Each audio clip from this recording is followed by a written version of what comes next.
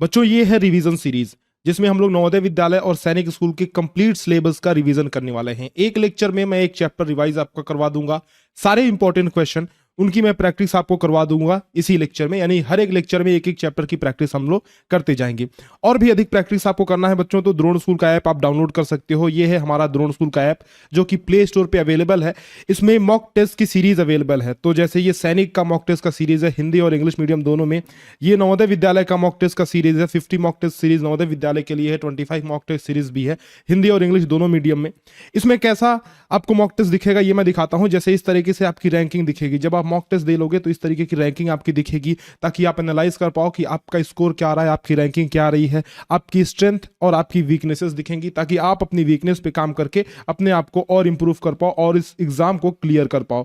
तो इस तरह का डैशबोर्ड दिखेगा जिसमें आप क्वेश्चन अटेम्प्ट कर सकते हो, मोबाइल में भी कर सकते हो और डेस्कटॉप पे भी ये क्वेश्चन सारे अटेम्प्ट कर सकते हो। अगर आप नवोदय विद्यालय की तैयारी कर रहे हो तो स्पेशली हमने ये क्रैश कोर्स अभी जल्द ही लॉन्च किया है, जल्द ही स्टार्ट किया है। इस क्रैश कोर्स में नवोदय विद्यालय के कंप्लीट सिलेबस को कम टाइम में हम लोग कवर करवा रहे हैं और बिल्कुल ही कम फी में। तो अगर आप एक बार कंप्लीट रिवीजन चाहते हो नवोदय विद्यालय के सिलेबस का तो इस क्रैश कोर्स में जरूर से एनरोल करें। सैनिक स्कूल के लिए सैनिक अल्फा 3 बैच है हमारा, और नवोदय विद्यालय के लिए अगर कंप्लीट बैच चाहते हो तो अर्जुन बैच है हमारा, और इसके साथ साथ ही अर्जुन बैच के साथ साथ ये हमारा मॉडल पेपर की सीरीज है जो 50 मॉडल पेपर की सीरीज है। अगर आप 10% का डिस्काउंट चाहते हो तो एग्जाम 10 कूपन कोड का यूज कर लेना। एग्जाम 10 कूपन कोड हमारे ऐप में आप अप्लाई कर सकते हो। कैसे अप्लाई करना है बताता हूं। जो भी कोर्स खरीदना है सबसे पहले तो स्टोर सेक्शन में जाना और वो कोर्स सेलेक्ट करना। सेलेक्ट करने के बाद यहां पे आप देखोगे तो एग्जाम 10 लिखा होगा, इस पे क्लिक कर देना। तो एग्जाम 10 पे जब क्लिक करोगे तो ये प्राइस आपकी कम हो जाएगी और बाई नाउ पे फिर क्लिक करके आगे प्रोसीड कर सकते हो। यहां से आपको कंटिन्यू पे क्लिक करना है, फिर इस रेजर पे के ऑप्शन पे क्लिक करना है, तभी आप डिस्काउंट का लाभ उठा पाओगे। ध्यान रखना रेजर पे के ऑप्शन पे क्लिक करना। उसके बाद से फिर किसी भी पेमेंट मेथड से आप पेमेंट करके इस कोर्स में एनरोल कर सकते हो। ठीक है। किसी भी जानकारी के लिए 6260388361 पे कॉल या व्हाट्सएप करके आप हमसे जानकारी ले सकते हैं किसी भी बैच के बारे में। फिलहाल अभी ये वीडियो कंप्लीट देखो, बिल्कुल भी इसकी स्किप मत करना, क्योंकि इससे तुम्हारा ही फायदा होगा, रिवीजन तुम्हारा ही होगा। So enjoy the lecture. बच्चों इस लेक्चर में हम लोग स्टार्ट करने वाले हैं फैक्टर्स एंड मल्टीपल्स की आरटीपी यानी कि रिवीजन टाइम प्रैक्टिस की शीट सॉल्व करने वाले हैं। ठीक है। गुणनखंड एवं गुणज। उम्मीद करता हूं कि आपने सबसे पहले शीट डाउनलोड करके सॉल्व कर लिया होगा। आपके क्रैश कोर्स के अंदर ये पीडीएफ है, तो पीडीएफ को डाउनलोड कर लेना और उसको सॉल्व कर लेना। प्रिंट करा के सॉल्व कर लेना या फिर ऐसे ही सॉल्व कर लेना, लेकिन सबसे पहले सॉल्व कर लेना, उसके बाद ही आगे बढ़ना। और अगर फिर भी मान लो सॉल्व नहीं किया है तो एक काम करना कि जब मैं क्वेश्चन सॉल्व करूंगा उससे पहले ही खुद सॉल्व करने की कोशिश करना, वीडियो को पॉज करके। अगर तुमसे सॉल्व हो जाता है तो अच्छी बात है, नहीं सॉल्व हो तभी आगे बढ़ना है। ठीक है। चलो स्टार्ट करते हैं क्वेश्चन नंबर 1 से। 208 के अभाज्य गुणनखंड प्राइम फैक्टर्स ऑफ 208। अब हमको पता है बेटा कि प्राइम फैक्टर्स कैसे निकालते हैं। 208 के प्राइम फैक्टर्स निकालने हैं, बड़ा ही आसान काम है। 208 यहाँ पे लिखेंगे, फिर 2 से डिवाइड करेंगे तो ये हो गया 104। ठीक। फिर 2 से इसमें डिवीजन करेंगे तो ये 52 हो गया। फिर 2 से भाग चला जाएगा बेटा तो 26 दूना 52। फिर 2 से भाग चला जाएगा तो 13। फिर 13 से हमने भाग दिया तो 1 आ गया। यानी प्राइम फैक्टर जो हुए 2 2 2 2 एंड 13, यानी कि 4 बार 2 है, फिर 13 ऑप्शन बी हो गया करेक्ट। 2 2 2 एंड 13। ठीक है। आसान काम, बिल्कुल आसान सवाल। 24 के प्रथम 5 गुणजों का योग। देखो इसको एक तो हम सिंपल तरीके से कर सकते हैं कि फर्स्ट 5 मल्टीपल्स ऑफ 24, एक तो फॉर्मूले से कर सकते हैं। तो पहला मल्टीपल 24, दूसरा मल्टीपल 48, तीसरा मल्टीपल 72, चौथा मल्टीपल 96, पांचवा मल्टीपल 120। हम लोग बस 24 के मल्टीपल्स निकाल रहे हैं ना, तो 24 का गुणा करते जा रहे हैं। 24 इंटू 1, 24 इंटू 2, 24 इंटू 3, इस तरीके से। ठीक है। मल्टीप्लाई करते जा रहे हैं। अब इन पांचों का योग कर लेंगे, मतलब जोड़ लेंगे। एक तो ये तरीका हुआ सिंपल वाला तरीका। ये कब अपनाएंगे? जब हमारे पास कम नंबर्स हों।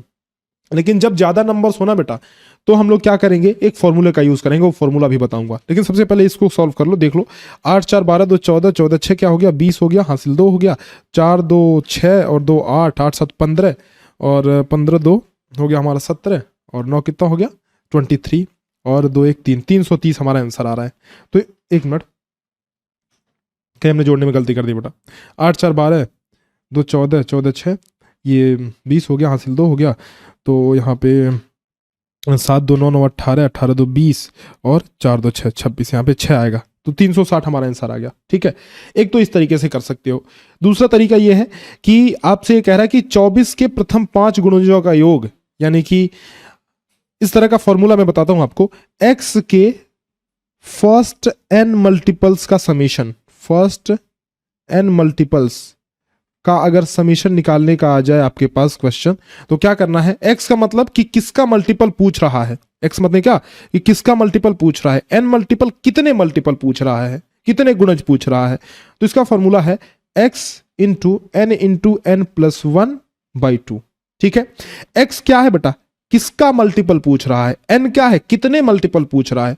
तो यहां पे x है 24 और n है 5, तो x की जगह पे 24 लिख देंगे और n की जगह पे 5 लिख देंगे बेटा। तो क्या आएगा देखो, 24 इंटू 5 और 5 प्लस 1/2। देखो क्या फॉर्मूला लगाया हमने, x इंटू n प्लस 1/2। ये फॉर्मूला सिंपल फॉर्मूला है जो कि हमको यहां पे लगाना है। 2 से काटा है तो ये 12 आ गया, 12 पंजे 60 हो गया, तो 60 इंटू 5 प्लस 1 हुआ 6, तो ये हो गया 360। तो तुम्हारी मर्जी है बेटा, जिस भी आप मेथड से जाना चाहो जा सकते हो, हमारा आंसर तो सेम आने वाला है, दैट इज 360। ठीक है, चलो अगले क्वेश्चन पे चलते हैं। ये कह रहा है इसके कितने अभाज्य गुणनखंड होंगे, कुल कितने प्राइम फैक्टर्स होंगे किसके, 2 to the power 4, 5 to the power 6 and 8 to the power 8।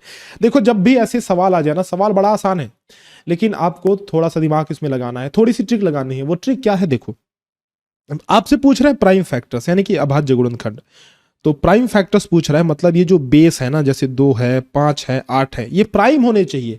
अगर प्राइम नहीं है तो प्राइम में बदलो। कैसे बदलेंगे, देखो भाई 2 तो प्राइम है, सीधी बात है। 2 क्या है बेटा, 2 प्राइम है, 5 भी प्राइम है, लेकिन 8 क्या प्राइम है ना मास्टर ना, 8 प्राइम नहीं है। तो अगर 8 प्राइम नहीं है तो प्राइम में कैसे कन्वर्ट करेंगे, ये तो 2 की पावर 4 हो गया, ये 5 की पावर 6 हो गया, इसको हम लोग लिखेंगे 2 इंटू 2 इंटू 2, अब इसकी पावर 8। ठीक है, अब 8 को हमने 2 इंटू 2 इंटू 2 लिख दिया, यानी प्राइम में कन्वर्ट कर दिया, इसकी पावर 8 है। ये जो 8 पावर है ना, ये विक्रम बेताल में बेताल जैसा है बेटा, ये सबके ऊपर आ जाएगा, इसके ऊपर भी, इसके ऊपर भी, इसके ऊपर भी, समझ रहे हो, ये पावर का डिस्ट्रीब्यूशन हो जाता है, ये सबके ऊपर आ जाता है। तो 2 की पावर 4 इंटू 5 की पावर 6 इंटू 2 की पावर 8 इंटू 2 की पावर 8 इंटू 2 की पावर 8, समझ गए। ये देखो 2 को हमने 3 बार लिख दिया और तीनों बार 8 पावर लिख दिया। अब क्या करेंगे, अब चूंकि अब सारे प्राइम नंबर्स हो गए, बेस मतलब ये जो नीचे है वो बेस बोलते हैं उसको, तो ये और ये सारे प्राइम नंबर्स हो गए। तो अब कुल जो है अभाज्य गुणनखंडों की संख्या हमको निकालनी है ना, तो कुल अभाज्य गुणनखंड कितने होंगे, ये देखो बेटा। अब क्या करेंगे, जितने भी पावर्स हैं, मैंने क्या कहा, जितने भी पावर्स हैं उनको जोड़ लेंगे, यानी कि 4 प्लस 6 प्लस 8 प्लस 8 प्लस 8। तो पावर्स का समीशन क्या हो जाएगा, 4 प्लस 6 जो ऊपर ऊपर है ना, 8 प्लस 8 प्लस 8, 8 3 के 24, 24 6 30 और 4 34, तो 34 हमारा आंसर हो जाएगा। तो कुल जो प्राइम नंबर्स की संख्या है वो हो जाएगी 34, the number of prime factors, prime numbers नहीं मतलब प्राइम फैक्टर्स। ठीक है, अभाज्य गुणनखंडों की संख्या। तो ऐसे आप कर सकते हो। 7 के प्रथम 5 गुणज, तो 5 गुणज, पहले 5 मल्टीपल क्या, 7 के मल्टीपल पूछ रहा है, तो 7 का टेबल, यानी कि 7 1 जा 7, 7 2 जा 14, 7 3 जा 21, 7 4 जा 28 एंड 7 5 जा 35। ठीक है, तो 7 14 21 28 और 35, 7 14 21 28 और 35, ऑप्शन सी हो गया करेक्ट। 19 और 79 के उभयनिष्ठ अभाज्य गुणनखंड कुल कितने हैं, what is the total number of common prime factor. अब देखो बेटा इसमें 3 टर्म्स आ रहे हैं, एक तो है कॉमन, एक तो है प्राइम, एक तो है फैक्टर्स। तो ये हमने बताया है कि कॉमन प्राइम फैक्टर्स क्या होते हैं। प्राइम फैक्टर्स क्या होते हैं आपको पता है बेटा, 19 के प्राइम फैक्टर्स क्या होंगे, 1 इंटू 19। क्यों भाई, क्योंकि 19 एक प्राइम नंबर है और प्राइम नंबर के 2 ही प्राइम फैक्टर्स होते हैं। 79 भी एक प्राइम नंबर है बेटा, तो इसके प्राइम फैक्टर एक्चुअल में ना देखो, एक भी प्राइम फैक्टर हमारा नहीं है, ये इसका सिर्फ, एक मिनट, मैंने क्या कहा कि 19 के 2 प्राइम फैक्टर नहीं, 2 फैक्टर्स होते हैं। प्राइम फैक्टर तो सिर्फ एक ही होगा उसका, क्योंकि एक प्राइम नंबर नहीं है। कुल फैक्टर्स 1 और 19 होंगे, है ना, जिसमें से सिर्फ 19 जो है वो प्राइम फैक्टर है, जबकि 1 क्या है, ये सिर्फ फैक्टर है, प्राइम फैक्टर नहीं है। क्योंकि 1 जो नंबर है ना वो भाज्य भी नहीं होता है, अभाज्य भी नहीं होता है, समझ गए। उसी तरीके से अगर 79 देखें तो 79 भी प्राइम नंबर है, तो अगर ये भी प्राइम नंबर है बेटा, तो इसका भी सिर्फ और सिर्फ एक ही प्राइम फैक्टर होगा, है ना, प्राइम फैक्टर सिर्फ एक होगा, वो कौन है, खुद ही वो नंबर, यानी कि 79। ठीक है, तो यहां पे इसका एक प्राइम फैक्टर है, इसका भी एक प्राइम फैक्टर है। क्या दोनों में कोई कॉमन है, कोई उभयनिष्ठ है? बोलो बेटा, क्या दोनों में कोई उभयनिष्ठ है? तो हम देखेंगे कि यहाँ पे 19 है, यहाँ पे 79 है, तो कोई भी कॉमन नहीं है। यानी कि कॉमन प्राइम फैक्टर्स कितने हैं? 0 है, क्योंकि कोई भी इसमें से कॉमन नहीं है। तो जब कोई भी कॉमन नहीं है बेटा, तो उसको क्या लिखेंगे? 0 लिखेंगे। तो ऑप्शन डी हो जाएगा करेक्ट। ये इंपॉर्टेंट क्वेश्चन है, कंफ्यूजिंग वाला क्वेश्चन है, तो जो इंपॉर्टेंट मार्क करते मैं जा रहा हूं, उसको तो आपको जरूर से देखना है, फिर से मतलब रिपीट करके, भले समझ में आ गया हो, फिर रिपीट करके जरूर देखना है एक बार, क्योंकि इंपॉर्टेंट क्वेश्चन, अब इंपॉर्टेंट में भी इंपॉर्टेंट बता रहा हूं, सारे इंपॉर्टेंट में करा ही रहा हूं, और जबकि उसमें भी तुम्हें कुछ क्वेश्चन मार्क करा रहा हूं, तो मतलब उसकी कुछ वैल्यू है, समझ रहे हो?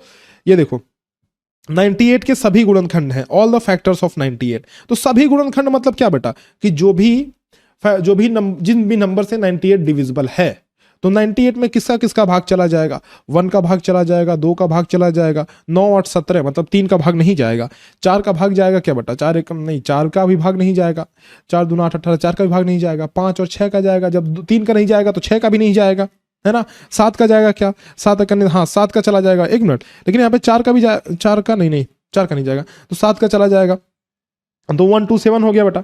अब 7 का हो गया तो 7 और 2 है, तो 14 का भी चला जाएगा, ठीक है, बिल्कुल सही बात है।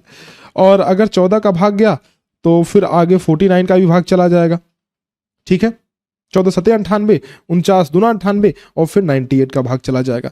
यानी कि कुल 1 2 7 14 49 98, 1 2 7 14 49 98, ऑप्शन नंबर ए करेक्ट हो जाएगा। यहां देखो 4 का भाग नहीं जाएगा, तो ये ऑप्शन गलत हो गया, 3 का भाग नहीं जाएगा, ऑप्शन गलत हो गया, 4 का भाग नहीं जाएगा, ऑप्शन गलत हो गया।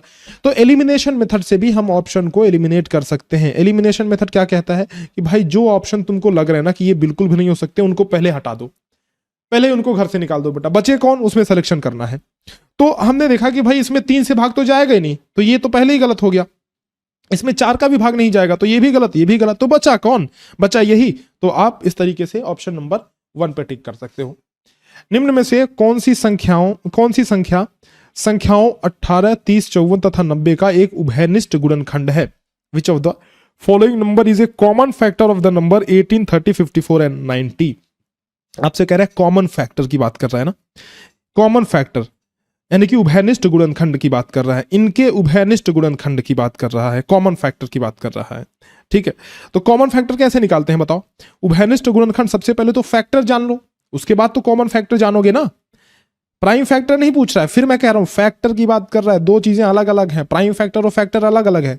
जब हम प्राइम फैक्टर निकालते हैं तब तो ये वाला मेथड आपको याद है, ऐसे निकाल लेते हैं, भाग विधि डिवीजन मेथड। लेकिन जब हम फैक्टर निकालते हैं तो ये मेथड फिर काम नहीं करता बेटा, फिर मैन्युअली जाना पड़ता है। जैसे कि 18 के फैक्टर्स, 18 में कौन कौन से नंबर का डिवीजन होगा? तो 1 2 3 6 9 और 18। उसी तरह से 30 में किस किस नंबर का डिवीजन होगा? तो देखो 30 में होगा 1 2 3, 4 का नहीं होगा, 5 का हो जाएगा, 6 पंजे 30 हो गया, और उसके बाद 10 तिहाई 30 हो गया, उसके बाद 15 दूना 30 हो गया, और 30 हो गया। और 54 में किसका किसका डिवीजन होगा? 1 2 3 4 का नहीं होगा, 6 9 54, 6 हो गया, ठीक है, 7 8 9 6 के 54 हो गया, 18 तिया 54 हो गया, और 27 दूना 54 एंड 54। फिर उसके बाद 90 में देखो बेटा, 90 में किसका किसका डिवीजन होगा? 1 2 3 4 का नहीं होगा, 5 हो जाएगा, 6 हो जाएगा, 15 6 का 90, ठीक है। उसके बाद 7 8 9 का हो जाएगा, 10 हो जाएगा, 11 12 13 14 15 हो जाएगा, 15 6 का 90, और 18 हो जाएगा, 18 पंजे 90, और 30 हो जाएगा, 30 तिहाई 90। उसके बाद से हो जाएगा तुम्हारा 18 95 30 तिहाई 90, और 45 दूना 90, उसके बाद 90 हो जाएगा। तो ये मैन्युअली इस तरीके से जाना पड़ेगा जब फैक्टर पूछे तब, लेकिन जब प्राइम फैक्टर पूछे तो काम आसान हो जाता है। लेकिन सिर्फ यहाँ पे फैक्टर पूछ रहा है, अब कॉमन देखना है। तो इसमें कह रहा है कि एक उभयनिष्ठ क्या कह रहा है कि का एक उभयनिष्ठ गुणनखंड है। अच्छा बेटा, तो इस क्वेश्चन को तो और भी आसानी से किया जा सकता था, लेकिन हमने फालतू में ये ज्यादा स्टेप ले लिया। देखो, लेकिन ये स्टेप लेने का एक फायदा भी हो गया, पता है क्या? कि इससे एक और क्वेश्चन कवर हो जाएगा हमारा। अगर आपसे ये पूछे कि टोटल कितने कॉमन फैक्टर्स हैं, तो आप इस तरीके से जा सकते हो, इस लंबे मेथड से। आपसे पूछे कि टोटल कितने कॉमन फैक्टर्स हैं, तो देखो टोटल कितने कॉमन फैक्टर्स हैं वो भी गिन लेते हैं बेटा। एक सभी में कॉमन है ना, यहां देखते हैं, एक सभी में कॉमन है। अरे भैया ये कौन सा इतना बड़ा सा, रुक जाओ, just a minute, just a second. ओहो, अभी भी बड़ा, रुक जाओ, ये ठीक है। हाँ, एक सभी में कॉमन है, दो सभी में कॉमन है, 3 सभी में कॉमन है, 5 सभी में क्या नहीं, 5 सभी में नहीं है, 6 सभी में, 6 इसमें भी, इसमें भी, इसमें भी, इसमें भी, 6 सभी में कॉमन है। 9 सभी में है क्या नहीं, 9 सभी में नहीं है, देखो इसमें 9 नहीं है, इस वाले में 9 नहीं है। 18 सभी में है, 18 सभी में नहीं है। तो यानी कि टोटल जो कॉमन फैक्टर्स होंगे वो 1 2 3 4 होंगे, 4 टोटल कॉमन फैक्टर्स हो जाएंगे। ठीक है, लेकिन ये क्वेश्चन ये नहीं है, ये क्वेश्चन ये है कि ये बताओ कि ये जो भी ऑप्शंस दिए गए हैं ना 6 9 18 और 12, इनमें से कौन सा कॉमन फैक्टर है। तो आप देखोगे कि कौन सा नंबर सभी में है। जैसे 18 आप देखोगे तो 18 सभी में नहीं है भाई, इसमें 18 है लेकिन इसमें 18 नहीं है। ठीक, तो 18 सभी में नहीं है। 12 भी सभी में नहीं है। 6 और 9 में से देखोगे तो 6 सभी में है बेटा, इसीलिए 6 हमारा कॉमन फैक्टर हो गया, ऑप्शन ए करेक्ट हो गया। तो सिंपल क्या करेंगे ना, देखो ऐसे क्वेश्चन को करने का मैं सिंपल तरीका बताता हूं। अगर ये लंबा वाला मेथड जो मैंने बताया वो तो तब यूज होगा जब ये पूछेगा कि कितने कॉमन फैक्टर्स हैं, टोटल कितने कॉमन फैक्टर्स हैं, तो वो लंबा वाला मेथड यूज होगा। लेकिन अगर आपको सिंपली इसी को चेक करना है तो आप सारे ऑप्शन से चेक कर लो कि कौन से ऑप्शन से इन सभी नंबर में भाग जा रहा है, इन सभी नंबर में डिवीजन हो रहा है, कौन से ऑप्शन से। तो जो भी ऑप्शन ऐसा है जिससे इन सभी में भाग चला जाता हो वही ऑप्शन सही है। जैसे अगर मान लो कि 6 तो हमने मान लिया कि सही आंसर है, 9 से अगर हम भाग करें तो 9 से 30 में भाग नहीं जाएगा, 12 से भाग करें तो 12 से भी 30 में भाग नहीं जाएगा, 18 से भाग करें तो 18 से भी 30 में भाग नहीं जाएगा। समझे? तो कॉमन फैक्टर वो होगा ही नहीं, कॉमन वो होगा जो सभी नंबर को डिवाइड करे। मतलब 18 30 54 90 जितने भी नंबर दिए गए हैं ना, जो सभी नंबर्स को डिवाइड करता है वही क्या होता है, कॉमन नंबर होता है। क्या होता है वो, कॉमन नंबर होता है। समझे? चलो अगले क्वेश्चन पे चलते हैं। आप अगला सवाल क्या है हमारा कि 4 के 9 गुणजों के योग से आने वाली संख्या के दहाई और इकाई के स्थानों पर आए अंकों का अंतर है। The difference between the digits in the tens and units place of the number obtained from the sum of the first 9 multiples of 4। अब देखो जो हमने फॉर्मूला बताया कि फर्स्ट x मल्टीपल ऑफ 4, वही फॉर्मूला लग जाएगा यहाँ पे, first x multiple of n, या फिर ऐसे कह सकते हो first n multiples of x। ये वाला फॉर्मूला बेटा, ये जो हमने फॉर्मूला बताया था, कहाँ गया? अच्छा ये डिलीट कर दिया क्या, या फिर पहले शायद इसके पहले वाले उसमें बताया था। देखो 4 के प्रथम 9 गुणजों का योग कह रहा है ना, तो देखो यहां लिखेंगे x के फर्स्ट 9 मल्टीपल्स का सम, मल्टीपल्स का सम। तो इसमें फॉर्मूला ये लगता है x के फर्स्ट 9 मल्टीपल कह रहा है ना, तो फॉर्मूला लगेगा x इंटू n प्लस 1 और बाई 2।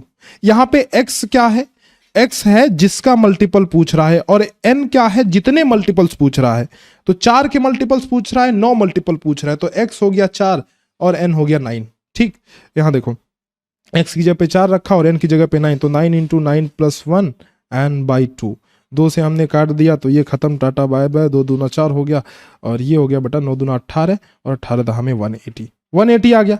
अब आपसे क्या कह रहा है, आगे क्या कह रहा है कि दहाई और इकाई के स्थानों पर आए अंकों का अंतर, यानी कि the difference between the tens and units place. तो दहाई के स्थान पे कौन आया है, 8 आया, इकाई के स्थान पे कौन आया, 0 आया, अंतर निकाला तो 8 minus 0 is equal to 8 will be the correct answer, absolutely correct answer. ठीक है, ऑप्शन नंबर ए। और बेटा चलते हैं अगले क्वेश्चन पे। 256 तक 16 के गुणजों की संख्या है। The number of multiples of 16 up to 256, कह रहा है अप टू 256। अगर ये कहता कि 256 से कम तो क्वेश्चन अलग होता, इसीलिए इस क्वेश्चन के वेरिएशन जो है उनको भी देख लेना थोड़ा, है ना। जैसे मान लो कि मैं 16 का इसमें ये क्वेश्चन कैसे लगेगा, 16 का भाग 256 में करेंगे, जो क्वोशिएंट आएगा यानी कि जो भागफल आएगा वही हमारा करेक्ट आंसर हो जाएगा। 256 तक 16 के गुणजों की संख्या पूछ रहा है, तो 16 का भाग दे देंगे 256 में। ठीक है, 16 करने ये 16 हो गया और 16 6 96, यानी कि 16 का ही तो मल्टीपल है ना, तो 16 6 96, यानी हमारा आंसर क्या हो रहा है, 16 हो रहा है। यहां पे तो आंसर 16 हो जा रहा है। लेकिन बेटा इस क्वेश्चन का एक और फ्लेवर मैं बता देता हूं कि अगर इस क्वेश्चन में आपसे ये पूछ ले कि 256 से कम 16 के गुणजों की संख्या है, the number of multiple of 16 less than 256, तो जब लेस देन पूछेगा तो -1 कर देना है, तो उस केस में 15 आंसर आ जाएगा। ठीक है, अगला क्वेश्चन देखो। 3 के पहले 3 गुणजों के योगफल में सैकड़े के स्थान पर कौन सा अंक आएगा, what digit will come in the hundreds place in the product of first 3 multiple of 3। तो ये तो छोटा सा सवाल है ना, तो इसको फॉर्मूले से नहीं जाएंगे, मतलब वो जो हमने फॉर्मूला पढ़ा भी ये वाला, तो ये लगाने की जरूरत ही नहीं है। क्यों? क्योंकि 3 के मल्टीपल पूछ रहा है, वो भी सिर्फ 3 पूछ रहा है बेटा, तो क्या मतलब फिर लंबा चौड़ा फॉर्मूला लगाने का। तो 3 के पहले 3 गुणज, तो पहला मल्टीपल 3 है, दूसरा मल्टीपल 6 है, तीसरा मल्टीपल 9 है। ये 3 का टेबल ही तो पढ़ना है ना बेटा। तो 3 1 3, 3 2 6 एंड 3 3 9, ठीक है। तो 3 के पहले 3 मल्टीपल्स जो है उनका क्या कह रहा है, उनका गुणनफल। लो भाई, इनका गुणनफल यानी कि मल्टीप्लाई कर लेते हैं। तो 3 6 के 18 हो गया, 18 9 108 हो गया, तो 108 हो गया। कह रहा है कि सैकड़े के स्थान पे, तो सैकड़े के स्थान पे हंड्रेड्स प्लेस पे 1 आया है, तो 1 हमारा करेक्ट आंसर हो गया, ऑप्शन सी। समझ गए बात? अगला क्वेश्चन देखो, ये कह रहा है 48 और 156 में उभयनिष्ठ गुणनखंड कौन कौन से हैं? What are the common factors of 48 and 156? तो देखो, जब ऑप्शन दिए हुए हैं तो आपको लिखने की जरूरत नहीं है वैसे वो उभयनिष्ठ गुणनखंड, लेकिन अगर लिख लोगे तो ज्यादा अच्छा रहेगा, लेकिन उसमें टाइम टेकिंग भी हो सकता है, तो ऑप्शन से चेक करते हैं, ठीक है। उभयनिष्ठ गुणनखंड की बात कर रहा है, तो एक तो है ही, एक तो सबका उभयनिष्ठ गुणनखंड होता है, ठीक है। एक तो सबका ही गुणनखंड होता है, सबका ही फैक्टर होता है, तो कॉमन तो होगा ही। तो एक तो सभी में है, ठीक है। 2 से डिविजिबल है क्या? हाँ, ये दोनों अंक 2 से डिविजिबल है। 3 से ये दोनों डिविजिबल है क्या? 8 4 12 हुआ, बिल्कुल है। 5 1 6 6 12, ये भी 3 से डिविजिबल है। 4 से डिविजिबल है क्या? लास्ट के 2 डिजिट चेक करेंगे, तो हाँ जी, 4 से भी डिविजिबल है। तो 2 और 3 दोनों से डिविजिबल है, यानी कि 6 से भी डिविजिबल होगा क्या? इसमें 6 कहीं है? नहीं है, तो ये ऑप्शन खत्म, गया, ये ऑप्शन गया। अब इसमें देखना, 1 2 3 4 होना चाहिए हमारे ऑप्शन में, होना चाहिए 1 2 3 4 और 6 तो होना ही चाहिए। तो 1 2 3 इसमें 4 नहीं है, तो ये खत्म हो गया। 1 2 3 4 इसमें 6 नहीं है, तो ये भी खत्म हो गया। अगेन हमने एलिमिनेशन मेथड का यूज कर लिया कि सबसे पहले हमने ये देखा भाई कि 1 से डिविजिबल है, हाँ है, दोनों है। 2 से है क्या? हाँ दोनों है। 3 से है क्या? 4 से है क्या? 6 से है क्या? तो इन सभी नंबर से ना ये दोनों नंबर्स डिविजिबल हैं, तो यानी कि ये सभी नंबर्स इसमें होने ही चाहिए, 1 2 3 4 6। अगर नहीं है तो उसकी कहानी खत्म कर देंगे। इसमें नहीं है, देखो किसी न किसी में कोई ना कोई कमी है। इसमें 6 नहीं है, इसमें 4 नहीं है, इसमें 6 नहीं है, ठीक। तो यानी कि इन तीनों को हमने खत्म कर दिया, ऑप्शन हमारा बचा ये, तो ये हमारा इकलौता answer option number C correct हो गया। आसान है, चलो आसान है तो अगले क्वेश्चन पे चलते हैं। अगला सवाल करते हैं बेटा, बहुत आसान है, कर लोगे। 4 6 15 का उभयनिष्ठ गुणज निम्न में से कौन सा है? विच of the following is a common multiple of 4 6 15? Common multiple की बात कर रहा है ना, तो देखो जो कॉमन मल्टीपल होता है बेटा, सीधी बात है कि जो कॉमन मल्टीपल होता है उसमें दिए गए सारे नंबर का डिवीजन हो जाता है। तो यानी सिंपल ऑप्शन से चेक करेंगे कि क्या सारे नंबर का डिविजिबल हो रहा है, क्या 30 में इन सभी का डिवीजन होता है? 4 का डिवीजन होगा क्या? नहीं होगा, तो पहला ही खत्म हो गया। 45 में चेक करेंगे, 4 का डिवीजन होगा क्या? नहीं होगा। अब एक 75 बचा, 75, क्या 4 का डिवीजन होगा? अरे भाई इसमें भी नहीं होगा। इनमें से कोई नहीं, नन ऑफ दिस आंसर हो गया, ठीक है। उभयनिष्ठ गुणज कोई नहीं है इसमें से, क्योंकि जो उभयनिष्ठ गुणज होगा, कॉमन मल्टीपल होगा, कॉमन से समझो ना बात कि वो कॉमन मल्टीपल है, तो यानी कि सब उसमें सभी अंक का डिवीजन होगा, 4 का भी, 6 का भी, 15 का भी। निम्न में से कौन सी संख्या 25 से विभाजित हो जाती है? विच of the following number will be is divisible by 25? तो बेटा 25 से तो ये सारे ही हो जाएंगे, डिवीजन करके भी देख सकते हो। 25 से तो सारे ही हो जाएंगे डिविजिबल, क्योंकि लास्ट के 2 अंक अगर 25 से डिविजिबल है तो है ही वो डिविजिबल, ठीक है। लास्ट के 2 अंक चेक कर लेना, 25 से डिविजिबल है तो 25 से डिविजिबल हो जाएंगे, या तो 0 हो तो उपरयुक्त सभी ऑप्शन हो जाएगा डी। वैसे 25 तक हम डिविजिबिलिटी रूल पढ़ते नहीं है, लेकिन ऐसे आप दिमाग लगा सकते हो कि जैसे देखो, अगर सैकड़े के स्थान पे मतलब कोई भी नंबर हो, 1 2 3 4 5 6 कोई भी नंबर हो सैकड़े के स्थान पे, और इकाई दहाई का जो स्थान है मान लो अगर 0 है, तो हमेशा वो 25 से डिविजिबल होगा। यानी इकाई दहाई का स्थान चेक करने पे अगर वो 0 या फिर 25 से डिविजिबल है, तो वो अंक जो है वो संख्या 25 से डिविजिबल हो जाएगी, ठीक है। 9 तथा 17 का एक उभयनिष्ठ गुणज संख्या ए है, ठीक है भाई। यह संख्या 1600 और 1700 के बीच में है। संख्या ए ज्ञात कीजिए। A is a common multiple of both 9 and 17. This number is between 1600 and 1700. Find the number A.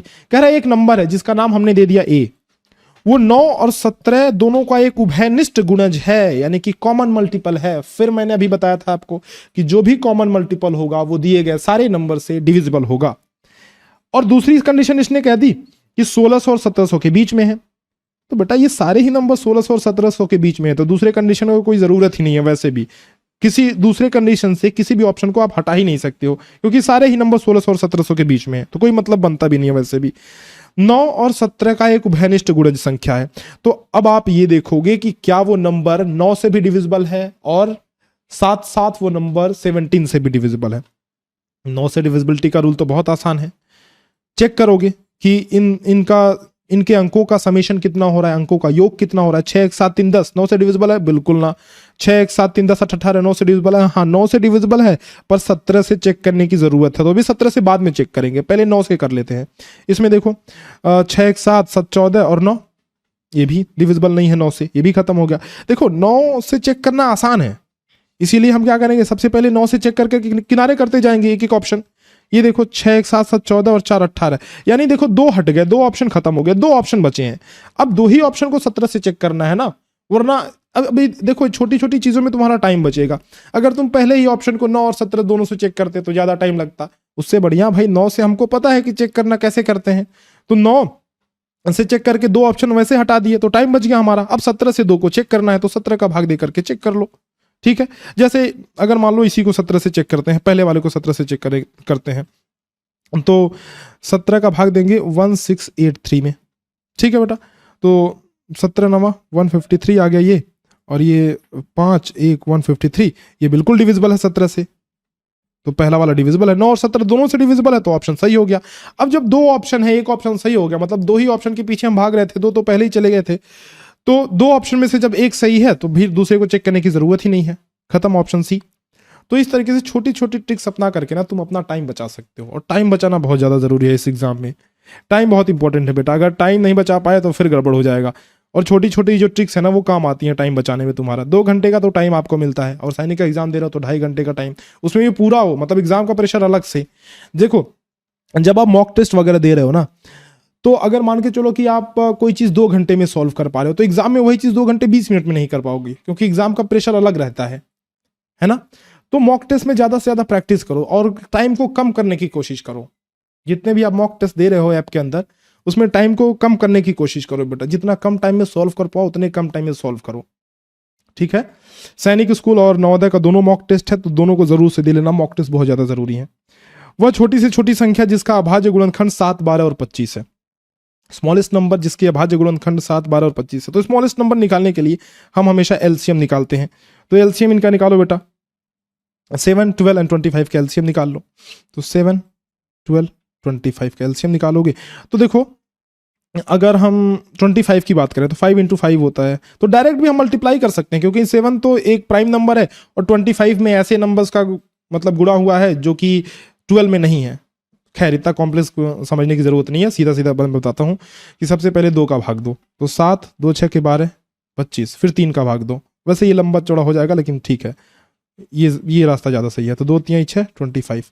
फिर अब देखो, अब 3 का भाग दोगे, 7 का भाग दोगे, और 25 में 5 × 5 यानी कि 25 का ही भाग डायरेक्ट, ठीक है। तो ये क्या हो गया, 2 3 6 3 18, 18 × 7 × 25, तो ये कर लो 25 × 18 × 7, तो 18 25 90, ये हो गया हासिल 9, 18 दूना 36 और 9 45, 450, और 450 × 7 कर देना है, इंटू 7 करोगे तो 0 7 5 35, 3 7 चौका 28 और 3 31, तो 3150। नन ऑफ द अबव, इनमें से कोई नहीं बेटा, इनमें से कोई वो नंबर नहीं है जिसका अभाज्य गुणनखंड 7 12 और 25 है।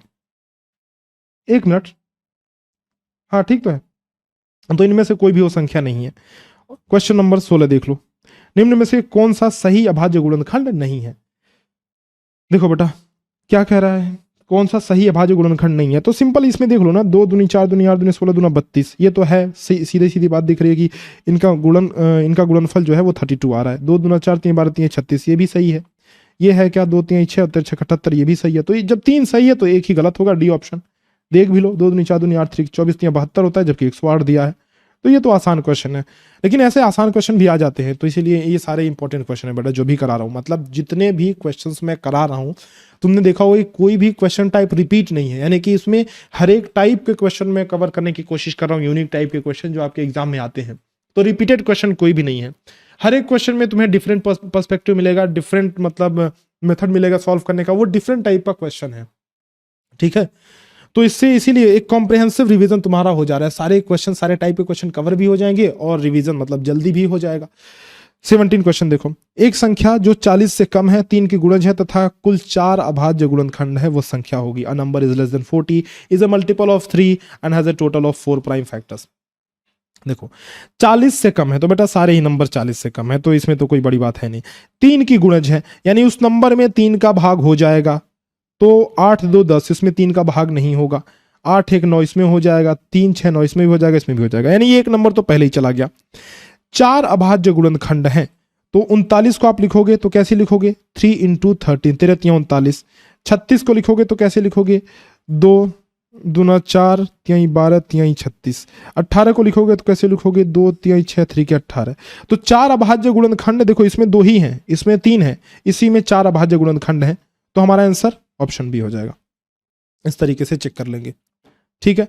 So we have completed 17 question so far and in this sheet there are 25 question in all. तो हम लोग करने वाले हैं 8 क्वेश्चन और करने वाले हैं, धैर्य के साथ बैठे रहो। 8 क्वेश्चन करेंगे, टोटल करेंगे, लेकिन बेटा जो क्वेश्चन तुमसे नहीं सॉल्व हो रहे ना, उसको फिर से सॉल्व करना है। मैं बार बार ये बात कहता हूँ, फिर से रिपीट करके सॉल्व करना है।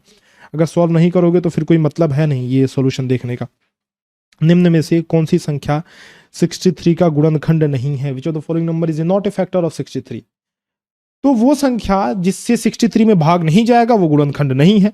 7 से भाग जाएगा क्या? हाँ बिल्कुल, 7 9 63। 9 से भाग जाएगा क्या? हाँ 63 से भाग जाएगा क्या? बिल्कुल। 11 से 63 में भाग नहीं जाएगा, डिवीजन नहीं होगा, यानी कि डी ऑप्शन करेक्ट है। डी यानी कि ऑप्शन नंबर, ये जो डी 11 डी ऑप्शन है यानी कि 11 इसका एक फैक्टर नहीं है, बिकॉज 11 कैनॉट डिवाइड 63, ठीक है। 12 के प्रथम 6 गुणजों का योग, the sum of first 6 multiples of 12 is closest to which of the following. देखो फॉर्मूला हमने क्या बताया, 12 के प्रथम 6 मल्टीपल, तो 12 x की वैल्यू हो गई, n की वैल्यू हो गई 6 हो गई। फॉर्मूला बताया कि x into n plus 1 n by 2। x की वैल्यू क्या हो गई 12, n की वैल्यू क्या है 6, तो 6 इंटू 6 प्लस 1 n बाई 2। 2 से जब भाग दिया हमने तो 2 6 के 12, ये 6 1 7 हो गया, 36 गुणे 7, तो 7 6 के 42 हो गया हासिल, 4 हो गया, 7 3 के 21 और 4 हो गया 25, तो 252 हमारा आंसर आ रहा है 252। अब देखो इसमें 2 चैप्टर के क्वेश्चन इसने मिक्स कर दिया, ठीक है। पहला फैक्टर्स एंड मल्टीपल्स और दूसरा कह रहा है किसके निकटतम है, अप्रोक्सीमेशन का। ये अप्रोक्सीमेशन चैप्टर अलग से पढ़ते हैं, अप्रोक्सीमेशन का भी इसमें मिक्स कर दिया इसने। तो किसके निकटतम है, देखो बेटा 252 है, 2 कदम पीछे हटेंगे तो 250 आ जाएगा, है ना। तो इसके ही सबसे निकटतम है, बाकी दूर दूर है। 260 देखो 8 कदम आगे जाएंगे तब जाकर के 260 आएगा। 200 तो बहुत ज्यादा दूर है, 300 ही बहुत ज्यादा दूर है, यानी सबसे निकटतम 250 250 ही है, तो बी ऑप्शन सही हो जाएगा। वह छोटी से छोटी संख्या क्या है जिसे 8 से गुणा करने पर 12 का गुणज प्राप्त हो? 8 से गुणा करने पर 12 का गुणज प्राप्त हो। अच्छा जी, अच्छा देखते हैं। 12 का गुणज कह रहा है what is the smallest number which when multiplied by 8 gives A multiple of 12। देखो अगर 1 से 8 में मल्टीप्लाई करें तो 12 का गुणज प्राप्त नहीं होगा। इसमें 8 का मल्टीप्लाई करें तो 8 दूना 16, ये भी 12 का गुणज नहीं है। इसमें 8 का मल्टीप्लाई करें तो 8 3 के 24। हाँ जी, क्या ये 12 का गुणज है? बिल्कुल। कैसे? क्योंकि 12 का फैक्टर इसलिए है क्योंकि 12 का भाग चला जा रहा है, तो ऑप्शन बी करेक्ट हो गया। निम्न में से कौन सी संख्या 1 से 8 के बीच सभी अभाज्य संख्याओं से विभक्त नहीं होती है? Which of the following number is not divisible by all the prime numbers between 1 and 8? Indirect question है बेटा। 1 and 8 के बीच सभी प्राइम नंबर्स कौन कौन से हैं? 2 3 5 and 7। यानी कि आपसे ये कह रहा है कि कौन सा ऐसा नंबर है जो इन सभी नंबर से डिविजिबल नहीं है। तो 2 से तो सारे डिविजिबल है क्योंकि लास्ट में 0 है। अगर 3 की बात करें तो 2 1 होता है 3 डिविजिबल है, 5 1 होता है 6 डिविजिबल है, 4 2 होता है 6 6 4 होता है 10, ये 3 से डिविजिबल नहीं है। 5 से सारे डिविजिबल है क्योंकि लास्ट में 0 है। 3 ऑप्शन है, 7 से चेक करेंगे हम लोग। पहला 7 से डिविजिबल है, दूसरा 7 से चेक करेंगे, 7 1 7 7 5 35, 7 से डिविजिबल है। ये 7 6 42, ये भी 7 से डिविजिबल है। यानी डी ऑप्शन ऐसा है बेटा जो कि इन सभी का क्या है, इन सभी से विभक्त नहीं होता है, डी वाला ऑप्शन। तो 640 हमारा सही ऑप्शन हो जाएगा, option number D. Okay, so we have done 21 question so far and we are left with 4 more questions. Let's do them. 24 देखो, 15 35 75 का सबसे बड़ा समान गुणनखंड। समान गुणनखंड मतलब देखो उभयनिष्ठ की बात करें या फिर समान की बात करें तो वो बात एक ही चीज की कर रहा है, यानी कि कॉमन, जो कॉमन फैक्टर है, ग्रेटेस्ट कॉमन फैक्टर, यानी इनडायरेक्टली ये पूछना चाह रहा है हाईएस्ट कॉमन फैक्टर, HCF पूछना चाह रहा है इनडायरेक्टली, है ना। उसी को घुमा फिरा करके पूछ रहा है कि सबसे बड़ा समान गुणनखंड। सबसे बड़ा समान गुणनखंड वही होता है बेटा महत्तम समापवर्तक, ठीक है, इंग्लिश में ज्यादा आसान ये दिख रहा है कि ग्रेटेस्ट कॉमन फैक्टर, ग्रेटेस्ट की जगह हाईएस्ट लिख दो तो एचसीएफ हो गया हाईएस्ट कॉमन फैक्टर, तो एचसीएफ ही पूछ रहा है लेकिन घुमा फिरा के पूछ रहा है। तो ऐसे क्वेश्चन में फंस सकते हो, फिर से इंपॉर्टेंट मैं मार्क कर दे रहा हूं इसको, क्योंकि आपको समझ में नहीं आएगा। देखो क्वेश्चन तो आसान है, क्वेश्चन तो आसान है, पूछ वही कॉन्सेप्ट रहा है जो आपको पता है, एचसीएफ ही पूछ रहा है, लेकिन किस तरीके से पूछ रहा है वो तरीका डिफरेंट है। इसलिए अगर ये क्वेश्चन की लैंग्वेज को नहीं पकड़ पाओगे तो फिर नहीं समझ पाओगे, आते हुए भी मिस कर जाओगे, है ना। तो क्वेश्चन कठिन नहीं है, लेकिन ये लैंग्वेज थोड़ा कठिन दिया हुआ, लैंग्वेज घुमा फिरा के पूछा गया है इसमें, तो लैंग्वेज को पकड़ने की जरूरत है, समझने की जरूरत है। कैसे होगा?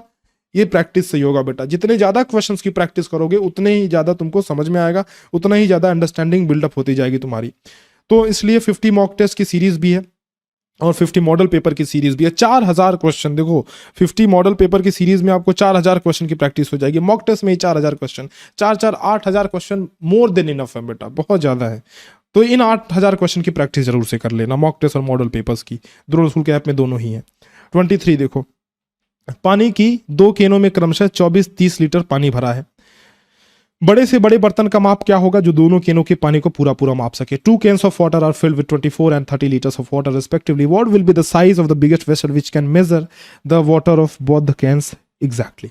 देखो समझो बात, इसमें हम लोग एचसीएफ निकालते हैं, मतलब 24 और 30 का एचसीएफ निकालोगे तो कितना आ जाएगा? 6 एचसीएफ आ जाएगा बेटा, यानी कि ऑप्शन बी करेक्ट हो जाएगा।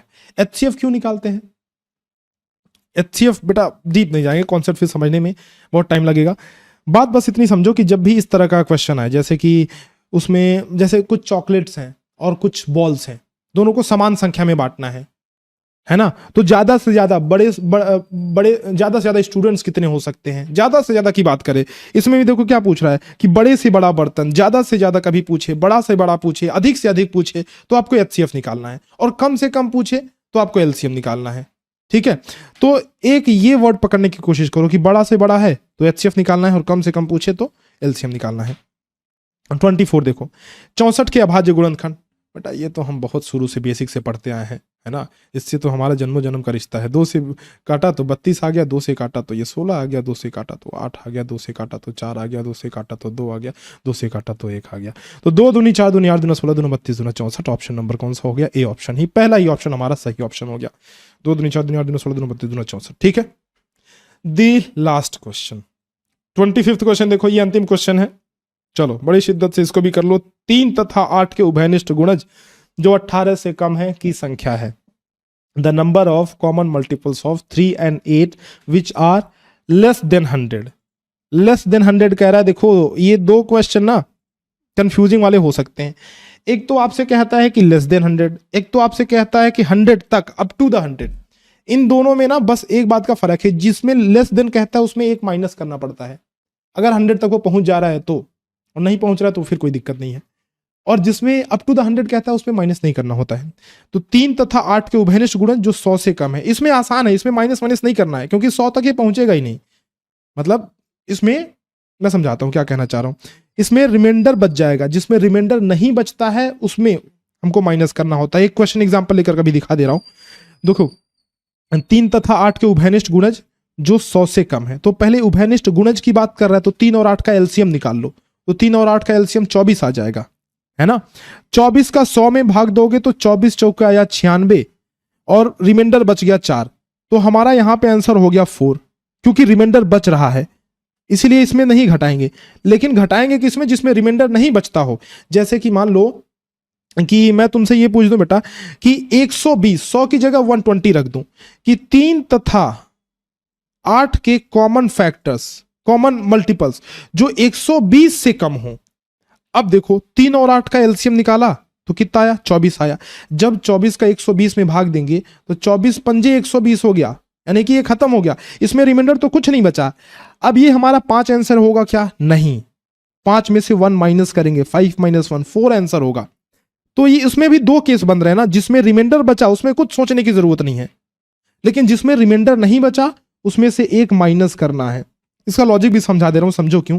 क्योंकि देखो बेटा 24 के जब तुम मल्टीपल्स निकालोगे तो पहला मल्टीपल 24, दूसरा मल्टीपल क्या हुआ 48, तीसरा मल्टीपल क्या 72, चौथा मल्टीपल क्या 96, और पांचवां मल्टीपल क्या है 120। आपसे क्वेश्चन में कह रहा है कि ऐसे मल्टीपल्स की संख्या जो 120 से कम हो, तो कम तो सिर्फ यही 4 है ना, लेकिन जब ये सवाल पूछ दे कि ऐसे मल्टीपल्स जो 120 तक हैं, तो तक मतलब इसको भी इंक्लूड करना है, 120 को भी, तो टोटल 5 हो जाएंगे। तो माइनस क्यों कर रहे हैं, बात समझ में आ रही है? क्योंकि जो लास्ट वाला दिया गया है वो खुद भी एक मल्टीपल है, जबकि हम इसको इंक्लूड नहीं करना चाह रहे हैं, हम ये कह रहे हैं कि उससे कम हो, इसीलिए माइनस कर रहे हैं। तो ये भी क्वेश्चन इसलिए इंपॉर्टेंट है बेटा, इस क्वेश्चन के कई flavour, vanilla flavour, strawberry flavour, सारे फ्लेवर्स अवेलेबल हैं। तो इस क्वेश्चन से 3-4 वो है वेरिएशंस, तो उन सभी को कर लेना, इसलिए इंपॉर्टेंट क्वेश्चन मार्क करो। जैसे एक ढूंढ के कर लेना, कम वाले कर लेना, बराबर वाले कर लेना, जिसमें रिमाइंडर बचता हो वो वाला कर लेना, रिमाइंडर नहीं बचता हो वो वाला कर लेना। तो ये क्वेश्चन कई बार रिपीट करके कर लेना बेटा, आपकी पकड़ इस क्वेश्चन पे बन जाएगी। देखो इंपॉर्टेंट ये इस तरह के 25 क्वेश्चन हमने कर लिए, वैसे तो सारे ही इंपॉर्टेंट है, बट दोबारा किसको किसको देखना है मैं बता दे रहा हूं। एक तो ये क्वेश्चन जो अभी मैंने कराया, और देखो ये क्वेश्चन देख लेना, ये इंपॉर्टेंट मार्क कर दिया बेटा। ये क्वेश्चन तो शीट से एक बार फिर से मिला लेना। शीट डाउनलोड कहां से करोगे आपको पता है, क्रैश कोर्स में है, तो शीट डाउनलोड कर लेना, ठीक है, वहां से। और ये वाला हो गया, और किसको मार्क मैंने कराया है 25 से डिविजिबल, और बहुत सारे क्वेश्चन ऑप्शन से। इसमें देखिए, इसमें ये जो शीट थी ना, इसमें बहुत सारे क्वेश्चन हमने ऑप्शन से चेक किया, बहुत सारे आंसर, क्योंकि उससे टाइम हमारा बच जाता है, और टाइम बचाना बहुत जरूरी है। तो ये 2 हो गए, और एक क्वेश्चन पहले मार्क कराया था ना, ये वाला इंपॉर्टेंट। तो ये 3-4 क्वेश्चन जो है इनको फिर से देख लेना, ठीक है। उम्मीद करता हूं बेटा कि सारे क्वेश्चंस आपको अच्छे से समझ में आए होंगे, और सारे कॉन्सेप्ट बहुत ही अच्छे तरीके से क्लियरली आपको पता चल रहे होंगे, भाई इसमें ये करना है, सारे कॉन्सेप्ट क्लियर हैं, ठीक है। चलो फिर प्रैक्टिस करते रहो, शीट सारे सॉल्व करना है आपको, शीट डाउनलोड करा के, प्रिंट करा के, जैसे भी सॉल्व करना हो, चाहे आपको डाउनलोड करके, चाहे ऐप में ही देख के सॉल्व करना हो, चाहे प्रिंट करा के सॉल्व करना हो, जैसे तुम्हारी मर्जी। प्रिंट भी हो जाएगा तो प्रिंट करा के सॉल्व कर लेना इसको। मिलते हैं बेटा आपसे नेक्स्ट लेक्चर में।